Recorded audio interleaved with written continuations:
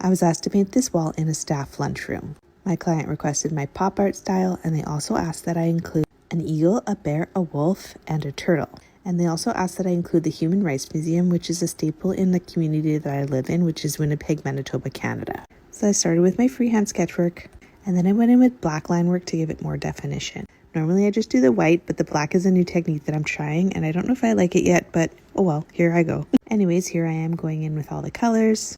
And as usual, I'm letting the base underneath mix with the colors I'm putting on top in order to create a three-dimensional look. I wanted this piece to be super fun, something bright and colorful for the staff to look at while they're on their break, and hopefully it just lets them know that they are appreciated. If you haven't been following me for a while, you might not know this, but I actually used to get asked to paint turtles all the time. I haven't painted one in a while, but it just reminded me of how much fun I used to have painting them. But then of course I added in the florals, as they are my staple. I try to add flowers into almost every piece that I do. And now I'm starting in on the black line work. And last and almost most important is the white outline.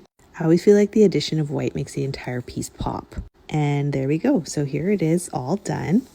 Okay, so to try to answer some of your questions before you ask them, this piece was painted with exterior house paint.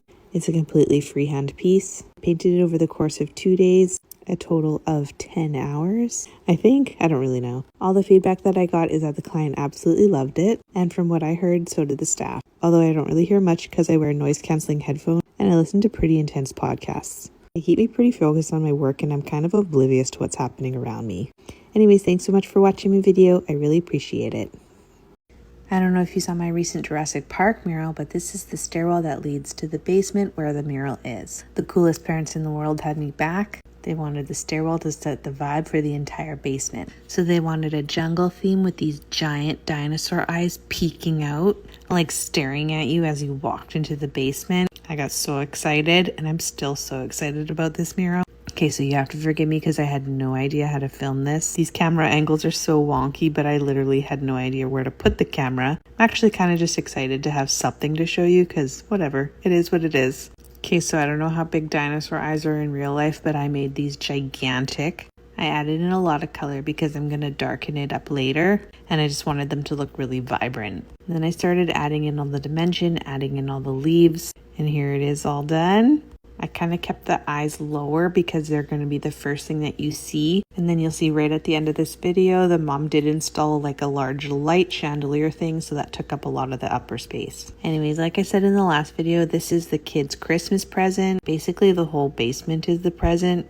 And the parents have been working real hard to renovate the whole basement. My murals were just the kind of final touches. But I mean, look at that eye. Ah, so cool. Got a little bit of a raptor claw, and I kind of make all the eyeballs look wet, which I love. That's got to be my favorite one though. Anyways, yeah, this is a totally freehand mural. I just kind of winged it. I didn't have a real dinosaur eye to look at, so I just kind of thought this is what the closest I was going to get to a real thing. And then of course I'll show you the rest of the basement as it stands right now. We have a couple final things to put in before the big reveal. And that's my mural from before. And that's the chandelier light that I was talking about. Thanks so much for watching.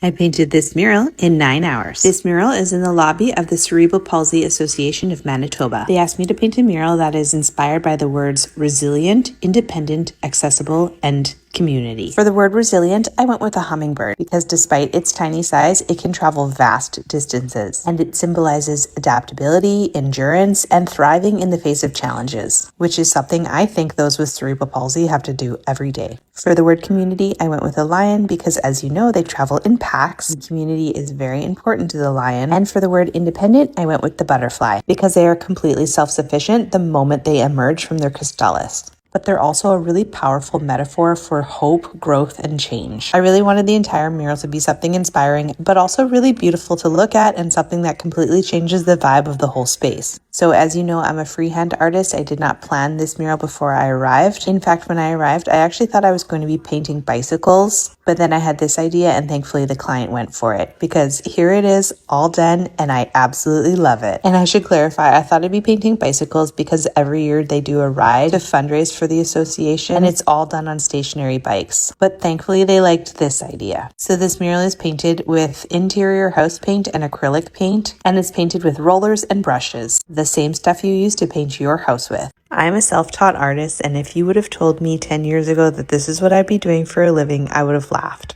But now I pinch myself every morning because I can't believe that this is my life and this is what I get to do. So a very special thank you to all my special clients, and thank you to you for watching my video.